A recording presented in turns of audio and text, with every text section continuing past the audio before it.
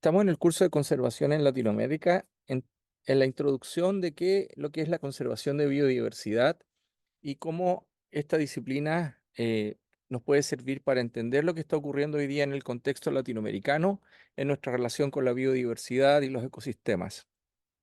Indudablemente, la conservación de biodiversidad es una ciencia dinámica que tiene muchos desafíos.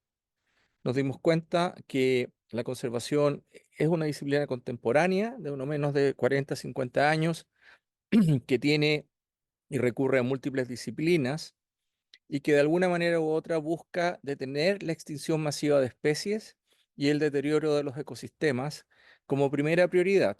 Ese es el foco de la disciplina de la conservación. Ahora, esto también nos hemos dado cuenta que no puede resolverse solamente estudiando la biología de las especies o la ecología de los ambientes donde ellas habitan, sino que tenemos que estudiar también a las comunidades, tenemos que estudiar fenómenos macroeconómicos, fenómenos sociales y no dejar de lado el conocimiento tradicional de los lugares donde la gente habita y se ha relacionado tal vez miles de años con las especies. En cierta medida, la conservación biológica debe tener una mirada muy amplia y muy interdisciplinaria. Eh, Reconocemos como elemento importante que a la conservación concurren muchas disciplinas. Los ecólogos generan conocimiento sobre las especies y su ambiente, y particularmente nos interesa saber el estado en el que está el ambiente y el estado en el que están las especies. Es decir, si las poblaciones de las especies están estables, están declinando o están aumentando, si el rango de distribución de las especies que nos interesa conservar ha ido disminuyendo, si está fragmentada su distribución en los ambientes que aún persiste y, por supuesto, entender cuáles son las amenazas que afectan a las especies que nosotros creemos debemos conservar o tratar de recuperar del peligro de extinción.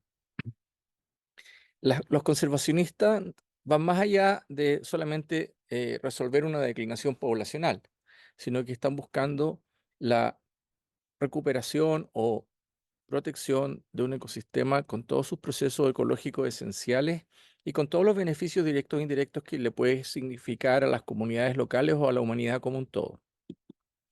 La conservación es dinámica. En un principio, la alarma por la desaparición de especies gatilló la necesidad de desarrollar una nueva disciplina. En este proceso de 40 a 50 años, no solo se ha recurrido a herramientas que ya se conocían en otras disciplinas, sino que también han surgido nuevas herramientas y nuevas aproximaciones para resolver los problemas de las especies. Incluso se han redescubierto especies que estuvieron declaradas extintas por décadas al utilizar nuevas técnicas de estudio, como el uso de cámaras trampa o el ADN ambiental. Las nuevas expediciones al piso marino o zonas remotas del planeta. En las últimas 2 semanas hemos tenido noticias de más de 100 especies de marinas en una gran cordillera submarina en Chile, y también se han encontrado muchas especies en otra cordillera submarina en Nueva Zelanda. Y podemos también decir que incluso vertebrados terrestres, mamíferos de gran tamaño, han sido descubiertos recientemente en distintas partes del mundo, como en el sudeste asiático o en la zona central de África. Las aproximaciones a la conservación son muy diversas. Depende del interés específico de las personas con las que se discuta el tema. Y a eso es muy importante, y lo discutimos en nuestra clase pasada, es muy importante que nosotros que tenemos un interés en la conservación, tenemos sesgos, opiniones, visiones y conocimiento y herramientas a las que podemos recurrir, pero que si queremos tener un proyecto de conservación efectivo, tenemos que entender el punto de vista, la trayectoria de las personas, su experiencia de vida y sus intereses, porque al final los seres humanos toman decisiones en función de sus intereses, y que una forma de definir intereses pueden ser intereses económicos, intereses sociales, intereses políticos, intereses valóricos, religiosos, pero una forma en la que se ha visto fuertemente relacionada con la sobrevivencia o mantención o no de una especie en un lugar determinado o un ecosistema como un todo, es el interés económico que puede haber sobre ella directamente o indirectamente, los efectos que tiene la utilización del ecosistema para otros fines. Por lo tanto, la ecuación económica y social no está al margen de la ecuación del interés por la conservación de biodiversidad y tenemos que ser capaces, con una mente muy amplia, de ver que esa es la realidad en la cual vamos a tomar decisiones. Por lo tanto, buscar beneficios directos o indirectos de la naturaleza para las personas y las sociedades es fundamental. Sabemos que hay una tendencia creciente a requerir más bienes y servicios en las sociedades y eso aumenta la presión sobre la naturaleza. Por lo tanto, los desafíos de la conservación son socioecológicos, porque las prioridades de la sociedad son diversas y hay que ir haciendo conservación en la medida de lo posible.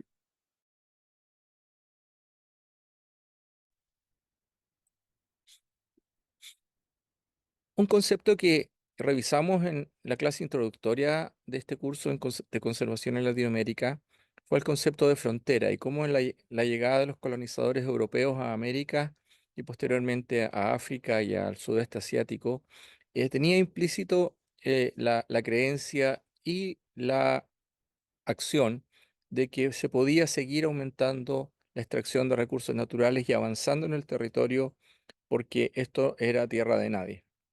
Y eso generó el avance de los procesos extractivos hasta el día de hoy. Tenemos una cultura extractiva milenaria y de eso tenemos que hacernos cargo. El contexto histórico de cómo la humanidad se ha relacionado con la biodiversidad, dimos un ejemplo bastante fuerte, ¿cierto?, de que incluso fuimos capaces de poner en zoológicos de Europa a seres humanos de zonas remotas como la Patagonia chilena o África, en los zoológicos para que las personas los vieran. Entonces, si fuimos capaces de llegar y desarrollar la esclavitud o tomar a personas y llevarlas para exhibirlas, indudablemente que hemos hecho lo mismo con los animales y hemos tenido una menor preocupación con las plantas y otros seres vivos.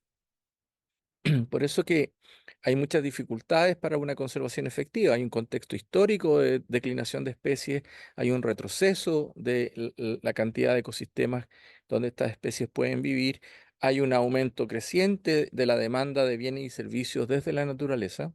Y eso ha llevado a que tengamos muchas especies en peligro de extinción y por eso es que es tan importante la conservación biológica.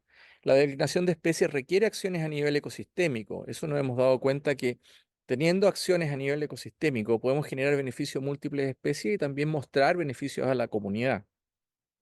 Tenemos que ir más allá de la denuncia o la campaña ambiental o la educación ambiental a acciones de otro tipo. Por ello, nosotros propiciamos y estamos trabajando como científicos conservacionistas con una aproximación que se llama conservación basada en evidencia, que vamos a ver durante todo el curso y sus aplicaciones. Hoy día solamente la defino como basada en evidencia se refiere a un enfoque científico y práctico que utiliza datos, investigaciones y análisis empírico para abordar los problemas relacionados con la protección y preservación de la diversidad biológica en el planeta. Esta aproximación se fundamenta en la comprensión de los ecosistemas, las especies y los procesos ecológicos, así como las evaluaciones de las amenazas y los impactos humanos sobre la biodiversidad. Por lo tanto, tiene que recurrir a un conocimiento de economía, un conocimiento de sistemas de producción, un conocimiento de otras disciplinas más allá de la ecología solamente. El origen de esta disciplina, que también es muy reciente, tiene un enfoque de utilizar el método científico para resolver problemas aplicados y probar y evaluar qué acciones de conservación han resultado y ver si esas acciones de conservación en un lugar determinado, bajo un contexto cultural, económico, social, pueden ser utilizadas en otros ambientes, en otros contextos y en otras especies. Surgió como una respuesta a la creciente conciencia de la comunidad científica que trabaja en conservación de generar recomendaciones técnicas y medidas efectivas para proteger a los ecosistemas y las especies. Como les decía en la clase introductoria, los ecólogos estudian la relación de las especies con su ambiente y con otras especies y las razones por las que están distribuidas o no en algún lugar determinado. Los conservacionistas tienen que ir más allá y tienen que ser capaces de manipular las especies, los ecosistemas o las formas de relacionarse de las personas con las especies para evitar la extinción. La aproximación de la conservación basada en evidencia se enfoca en identificar y hacer un claro diagnóstico de cuáles son las causas subyacentes de la pérdida de biodiversidad. A veces hay causas que son muy difíciles de determinar. Por ejemplo, se puede pensar que la tasa de extracción de una especie que tiene un valor para consumo humano es la causa de la desaparición de la población, pero puede ser que el río en donde viven estos peces en el Amazonas está contaminado con mercurio y la declinación de la especie viene por una intoxicación por mercurio de los huevos de los peces en las zonas de desove o de reproducción, y no necesariamente que la tasa de extracción es la causa de la declinación. Por lo tanto, las causas subyacentes y mapear todos los posibles factores que influyen sobre una especie es fundamental. Se deben aplicar estrategias efectivas para mitigar estas amenazas. Se utiliza el método científico, el monitoreo de especies y hábitat, el análisis de datos espaciales, se hacen modelos de análisis donde se incluyen variables económicas y sociales para entender cómo la sociedad afecta a los procesos ecológicos, y se hace y utilizan técnicas de evaluación de impacto ambiental para generar matrices de impacto que nos permitan ver cuáles son los principales factores que tenemos que resolver. Todo esto orientado a la toma de decisiones y a la implementación de medidas de conservación.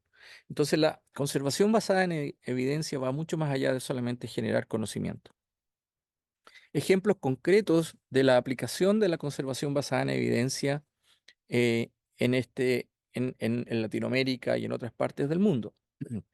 El diseño de áreas protegidas, basadas en la identificación de los sitios importantes para la conservación de biodiversidad, con herramientas de sistema de información geográfico, imágenes satelitales, monitoreo de poblaciones, detectar las amenazas que hay en un territorio determinado, listar todas las especies y llegar a definir cuántas especies se pueden proteger por cada 100 kilómetros cuadrados u otra unidad de medición.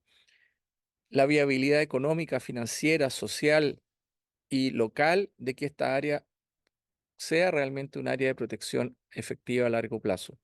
Todo eso es un ejemplo fundamental de cómo se puede utilizar la conservación basada en evidencia.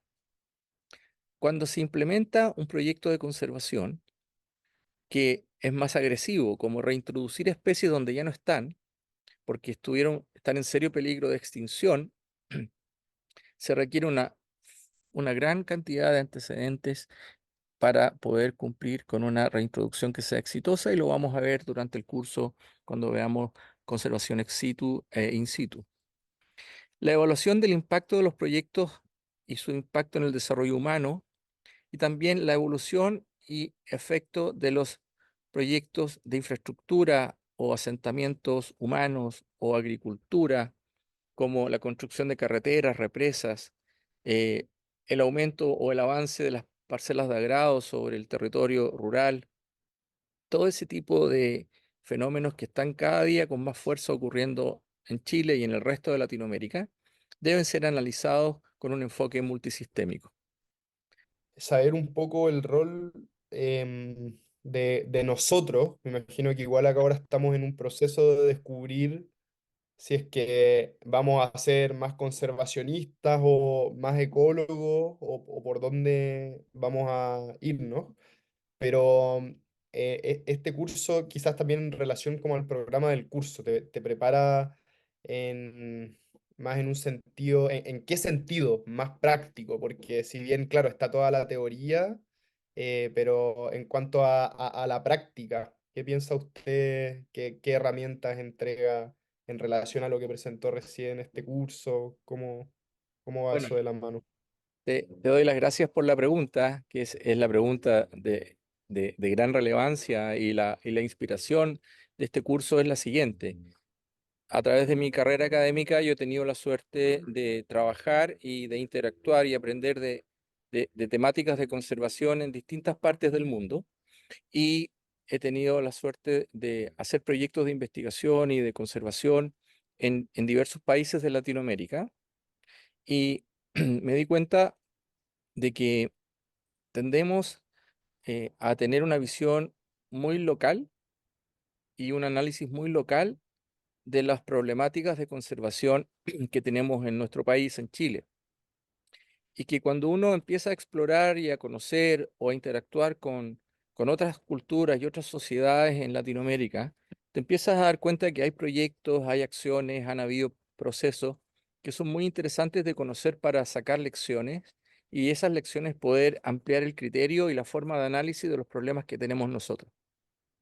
Entonces, el primer objetivo de este curso es darte una serie eh, de casos, estudios de casos y problemáticas desde una escala más macro, desde las estrategias de conservación de biodiversidad que hay en distintas zonas de Latinoamérica y cómo se están abordando, de entender cómo los distintos ecosistemas de Latinoamérica tienen distintos grados de protección, cómo es la red de áreas protegidas en distintas ecorregiones de Latinoamérica, ver ejemplos de trabajos de conservación con especies en zonas determinadas de Latinoamérica, ver qué funcionó, qué no, qué les resultó, cuánto se han demorado en resolver los problemas y qué están haciendo ahora para seguir adelante, con con el objetivo final de que los estudiantes de posgrado de nuestro programa y de otros programas como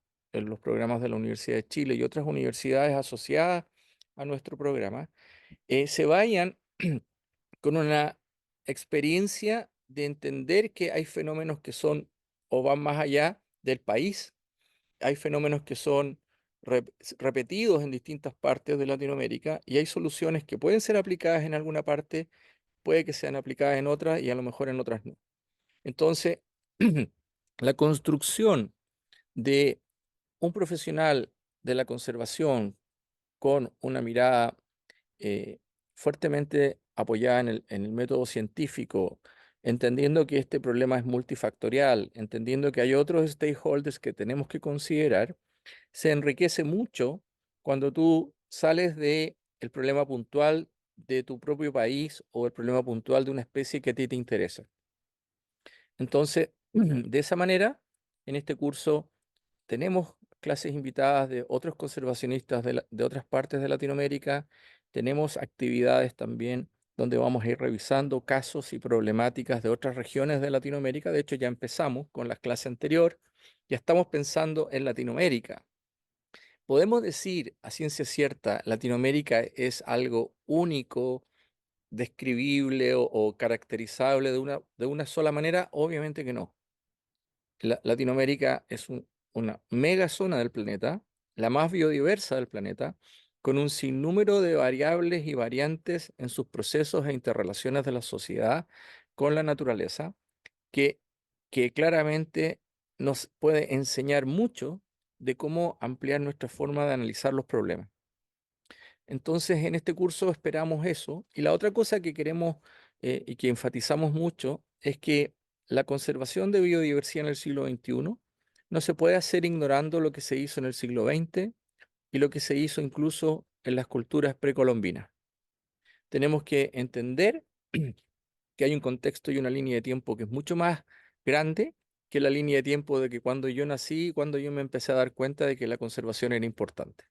Ese es otro elemento transversal en el curso, que es el análisis de la relación de los seres humanos desde las culturas precolombinas hasta la actualidad, pasando por los naturalistas y la colonización, pasando por el siglo XX. Y el otro elemento que es fundamental de este curso es que además de tener el contexto histórico de cómo los procesos han ocurrido y cómo hemos llegado a donde hemos llegado, con más áreas silvestres protegidas que nunca, con especies que han venido declinando por siglos y otras que han venido declinando en los últimos 20, 30 años, con ecosistemas completos que se transformaron y se deterioraron hace más de 200 años y hoy día los estamos viendo y los estamos empezando a recuperar. Pero ese contexto histórico te permite definir hacia dónde quieres ir tú con un proceso de restauración ecológica. Cómo buscar la información para saber hasta dónde podemos llegar con esto. Y la otra cosa que este curso aspira a entregarle a los estudiantes es que entendamos la importancia de incorporar en la ecuación de toma de decisiones y en la ecuación de definición de las causas y los problemas que está sufriendo la biodiversidad, la importancia de incorporar elementos de la economía, elementos de las ciencias sociales, elementos de la cultura, elementos de la conducta de las personas. Es decir, un problema de conservación de biodiversidad no se resuelve solamente estudiando el ámbito de hogar de una especie o en qué época del año nidifica. Se resuelve entendiendo cómo las personas se relacionan en torno a esta especie y a este ecosistema, cuál es su trayecto histórico de estas especies y estos ecosistemas en un lugar determinado y cuáles son los objetivos a los cuales queremos llegar. En ese sentido, el curso de conservación de biodiversidad en Latinoamérica puede ayudar a que tú te formes un criterio y una forma de pensar que es más amplia que a lo mejor a lo que estamos acostumbrados de ver cosas muy puntuales y muy específicas de una disciplina puntual donde yo voy a hacer mi investigación. Respecto a lo que dijo ahora también sobre la clase, pero bueno, quizás no de conservación en Latinoamérica, pero también de beneficios de comparar también los procesos de conservación, por ejemplo, en, en el hemisferio norte, que tiene una similitud en ecosistemas, o por ejemplo, Washington y Valdivia, o más la región metropolitana con California también. Exactamente. De hecho, el énfasis está puesto en estudio de casos de Latinoamérica, pero yo cuando, por ejemplo, cuando explico el proceso de colonización del sur de Chile, voy haciendo todo el paralelo con California, con Washington y con British Columbia. Y hay unos paralelos impresionantes en ese sentido. Así que efectivamente, y además también hacemos referencia a proyectos y temáticas de conservación de otras partes del mundo. Así que en ese sentido lo vamos a hacer. Este curso, como les digo, tiene que ver más con, perdón, el ampliar la forma en que abordamos los temas, en abrir la mente a una visión más global e internacional de los temas. ¿Ok? Muy bien.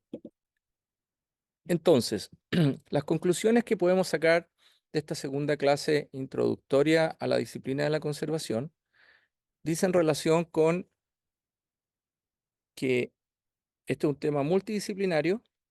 Están viendo la pantalla completa, ¿verdad? ¿O no? Sí. Ya.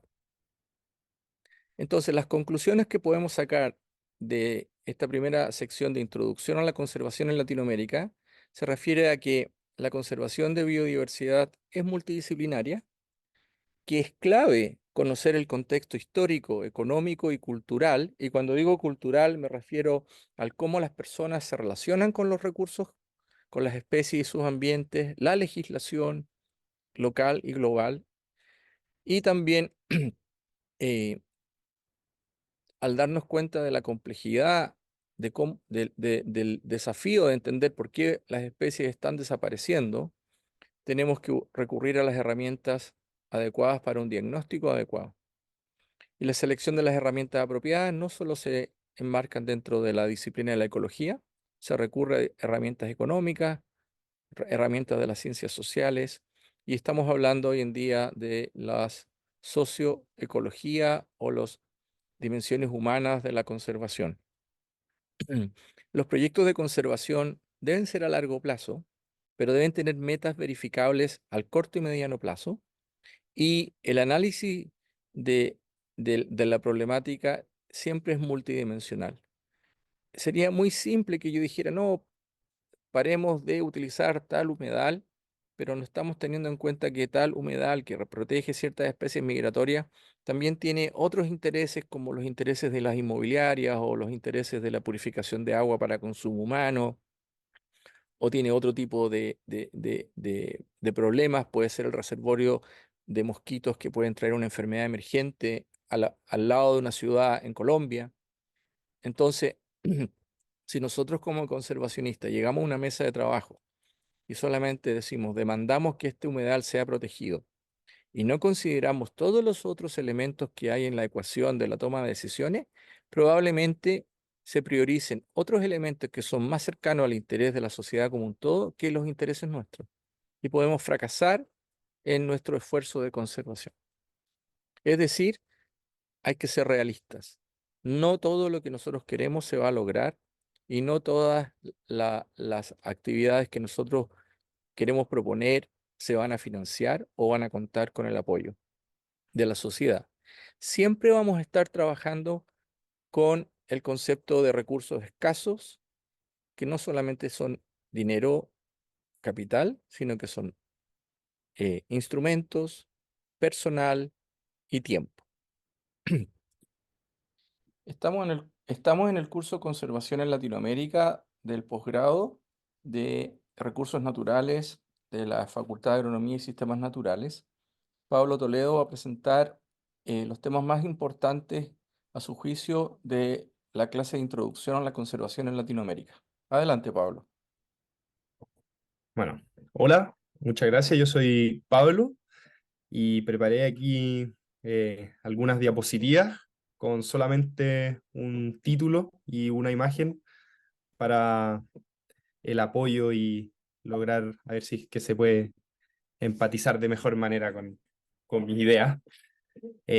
Bueno, primero es un tema que me impactó mucho, que es la demanda que existe en muchos países y tienen repercusiones en localidades que pueden estar incluso al otro lado del mundo. Aquí como ejemplo puse una sandía seedless y bueno, vemos como, no sé, en algún continente se puede querer consumir algún tipo de alimento específico y la producción no ocurre en ese mismo lugar, entonces el impacto termina siendo generado y evidenciado en ecosistemas y hábitats que pueden ser incluso al otro lado del mundo. Bueno, ¿por qué pongo este ejemplo de la fruta? Porque hoy en día está súper de moda el concepto de la contraestación, que siempre se presenta y se menciona como una ventaja para los países y nunca se plantea con esta mentalidad de, bueno, ¿a costa de qué estamos nosotros generando recursos y satisfaciendo esta demanda en otros lados del mundo, pero impactando no la vegetación de quién y los hábitats de quién va a consumir este producto, sino que nosotros de quienes la producimos? Bueno, esto está relacionado igual con los siguientes puntos. Voy a ir haciendo los enlaces a medida que vaya surgiendo. Y bueno, aquí también otro concepto que se mencionó en la clase anterior es el profit o beneficio. Bueno, esto encuentro que es algo que es intrínseco a quizás todas las disciplinas, siempre se busca un beneficio, pero también es muy intrínseco al ser humano. ¿Por qué pienso esto? Porque el ser humano, a mi juicio, tiene siempre una ambición. Podemos verlo, se me ocurrió el ejemplo de que hace algunos años se pensaba que era un buen indicio el tener sobrepeso o tener obesidad y la gente lo aplaudía y lo ponía en un altar porque demostraba abundancia y bueno, hoy en día está evidenciado que no es saludable. Entonces ahí entra lo de los consumos necesarios versus desmedidos, que bueno, siempre la gente va a querer, junto a esta ambición, querer más, se relaciona con lo anterior de la fruta, porque en cierto país, para cierto evento, quieren consumir cierta fruta específica y eso va alterando por completo los balances para los que está preparado el sistema productivo de la naturaleza sin intervención humana. Bueno, el uso del suelo también se mencionó. Pienso que es un poco preocupante pensar que las personas que están tomando decisiones y tienen la mentalidad que un poco podemos inferir con los primeros dos puntos, acerca del uso de suelo. Las personas que tienen ganas de consumir más y productos súper específicos que requieren de manejos que implican un impacto altísimo en el medio ambiente, son las personas que están efectivamente tomando decisiones en cómo usar el suelo, cuándo y de qué manera. Así que creo que esto parece como un concepto muy relevante que también es transversal al resto de los temas, ya que las actividades por el momento estamos llevándolas a cabo sobre la superficie de este planeta. Como siguiente punto, me parece muy interesante el paradigma de las fronteras. Eh, este también me llega de una manera reconfortante, ya que hoy en día se habla mucho de cuáles son las problemáticas, cómo podemos abordar estas problemáticas, y siempre se trata de presentar ideas, pero creo que esta va al hueso, como se dice, que es al origen verdadero de esta actividad y conducta extractivista, de la explotación de los recursos naturales. Así que creo que es muy importante que tengamos presente que bueno, haciendo un breve resumen, es que al final ponemos esta frontera, lo que está dentro es mío y lo que hay más allá no es de nadie, entonces vamos avanzando en el área y la superficie que ocupamos. Em, y nada, eso al final es una actividad que determina la conducta y cómo se desenvuelve el ser humano. Entonces, siento que es muy importante conocerlo, el problema, para poder abordarlo de mejor manera. Y también, bueno, el otro lado de la moneda que no es tan bonito es que también es más desafiante si lo vemos de esta manera, porque no solamente tenemos que atacar las problemáticas, sino que tenemos que tener un impacto cultural como profesionales en el que logremos de alguna manera tratar de convencer u orientar de mejor manera a las personas que están teniendo un impacto en cómo se utilizan los recursos naturales. Bueno, en el siguiente punto tengo aquí una imagen que también me hizo mucho ruido, me agradó mucho que el profesor ocupe este ejemplo acerca de cuando en Europa se permitían y se estilaba el usar humanos como atracción en zoológicos de humanos con indígenas, personas de diferente tonalidad de piel. Y bueno, esto al final, si bien son prácticas y que hoy día consideramos incorrectas, también va de la mano con el conocimiento. Pienso que el conocimiento es muy importante para que nosotros empecemos a orientar nuestras prácticas, empecemos a aprovechar las oportunidades, aumentar también, mejorar todas estas cosas que estamos haciendo para ver cómo estamos impactando, qué cosas están bien, qué cosas están mal. Es el ejemplo más claro de el humano y su comportamiento, y pienso que si bien no es de esta misma manera, todavía nosotros podemos ver cómo las personas actúan irresponsablemente en relación a los recursos humanos, con menor empatía y responsabilidad hacia otras especies, solo por falta de conocimiento. Bueno, también el ejemplo del pudú aparece. Pienso que esto ya, el tema económico, expansión y desarrollo económico, la también colonización, cómo impactó en América, empieza a aterrizarse cada vez más en un ejemplo muy claro que es el pudú, que también nos mencionó usted, profesor, y es qué hacer ante esta situación. Vemos como la población de pudú disminuye agresivamente y los científicos tienen el desafío de abordar esta problemática y enfrentarla, pero no basta con hacer charlas sobre la situación del pudú y el qué hacer. Hay que frenar la deforestación, en Chiloé principalmente, hay que detener a los perros y a las personas que están cazando al pudú indiscriminadamente, y eso es generar un impacto positivo y efectivo en la acción inmediata. Si bien hay que actuar, pienso que también es importante reconocer el activismo porque así se genera conciencia y se trabaja y se avanza en distintos aspectos en paralelo.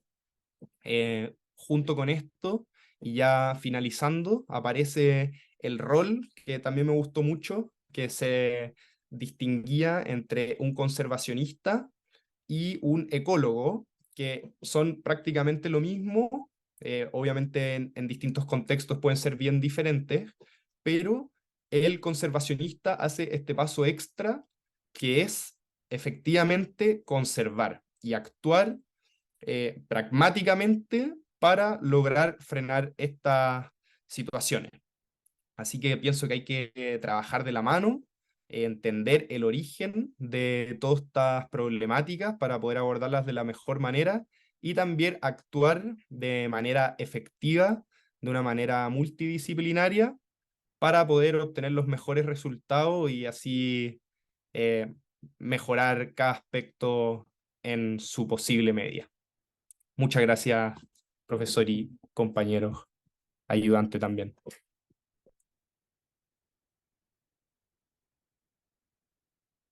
Estoy, estoy profesor. No sé si es que alguien tiene alguna consulta. Sí, muchas gracias. Vamos a pasar a los comentarios.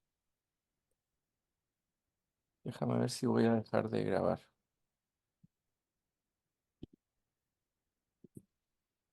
Sofía nos va a presentar su análisis de la primera clase donde se introdujo el concepto de conservación y cómo Latinoamérica está enfrentando los desafíos de la conservación de biodiversidad. Adelante. Hola, sí, soy Sofía y estos son los conceptos que a mí me quedaron bien marcados sobre la primera clase y todo sobre la introducción a la conservación. Eh, Algo que me quedó bien marcado fue cómo ha cambiado la conservación a través del tiempo. Como hablamos en clase, se vio en un principio muchas especies que se estaban desapareciendo, que generó una inquietud, que eso generó también que nosotros intentáramos de buscar herramientas y datos que ayuden a analizar el estado del mundo y de cómo están las especies y nuestro efecto como humanos sobre la biodiversidad, que gracias a eso encontramos muchas técnicas de análisis y técnicas muy ingeniosas para averiguar esto, como las cámaras trampas y el análisis de genética o de modelación con satélite. Y un ejemplo que encontré muy interesante, que no hablamos en clase, pero que yo sabía de esto, era de un animal que se llama equidna. No tengo el nombre de la especie en mi mente ahora mismo, pero era como el equidna de David Attenborough, que es muy conocido también en el mundo de la conservación y de, bueno, de todo lo natural, em, que solo tenía un espécimen que está muerto y pues esa era la única evidencia de esta especie por más de 60 años. Y después, gracias a las cámaras trampa, fue encontrado vivo. Este animal uno pensaba que estaba extinto, pero no era así. Y esto era todo gracias a el mejoramiento de técnicas y de recolección de datos em, de estos animales y de plantas y de todo. Entonces, esto también altera cómo uno ve la realidad de las cosas, porque a medida de que sumábamos más datos, gracias a este avance tecnológico, también se veía, no sé, más especies que estaban extintas o muchas cosas como bien extremas que quizás no era lo que realmente era. Por ejemplo, puede que esto haya sido así por mucho tiempo, pero no lo sabíamos hasta ahora. Entonces, el cambio radical de no hay ningún problema a muchos problemas, em, generó también una urgencia que yo lo encuentro igual positiva porque esto como que le da gas a todo esto de intentar de eh, implementar cosas para que los animales y la biodiversidad que vemos hoy no siga deteriorándose en el futuro. Bueno, y de hecho, ah, y em, otro tema importante que tocamos fue el profit y de todo esto de las prioridades eh, que influye mucho también en la conservación y todo esto de prioridades es em, depende de cada persona, pero que en general también todo esto y todos los recursos que se van a conservación dependen mucho de los gobiernos y de los políticos más que nada, porque pueden tener distintas prioridades, uno como ecologista o conservacionalista, tiene claramente el ecosistema como una prioridad muy grande, pero que en la realidad se ve mucho, y también en Latinoamérica, que es el market y los investors y el profit, todo eso son los que tienen mayor peso en en las decisiones que se toman. Y hay lugares que hay lugares que el ecosistema no se puede tomar como prioridad simplemente porque los políticos no lo valoran como algo tan urgente como en lugares donde realmente se necesita tener hospitales y se necesita otras cosas importantes que son más para la sociedad que para el ecosistema.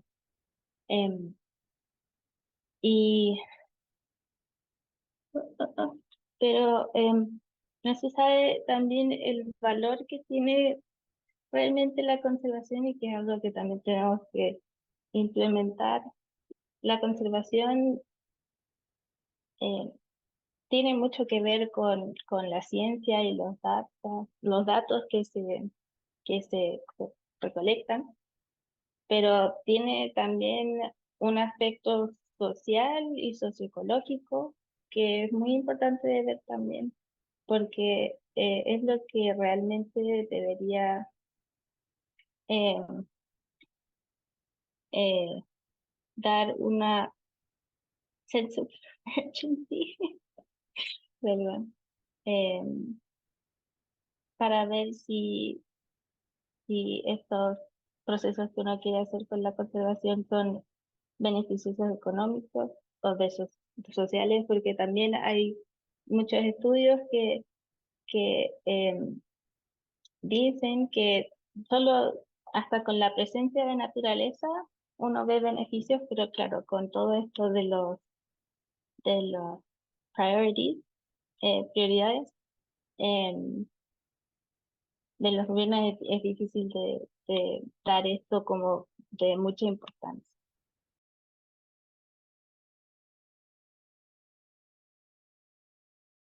Por eso la conservación tiene que ser capaz de priorizar dónde realmente debo invertir mis esfuerzos, mi trabajo, mi gente trabajando, tomando datos, mi gente enseñando a cómo proteger, porque no vamos a tener todos los recursos para todo lo que nosotros quisiéramos, como no existen todos los recursos para la salud, o no existen todos los recursos para la educación, o no existen todos los recursos para la vivienda. Y esa es la constante en Latinoamérica. En Latinoamérica tenemos necesidades urgentes, sociales, sanitarias, de vivienda, de acceso al agua potable, que no van a ser desplazadas por un objetivo de conservación. Entonces ahí está la capacidad, la creatividad y el empuje racional de acciones de conservación que sí sean efectivas. Eso es lo que yo les quería comentar entonces hoy día.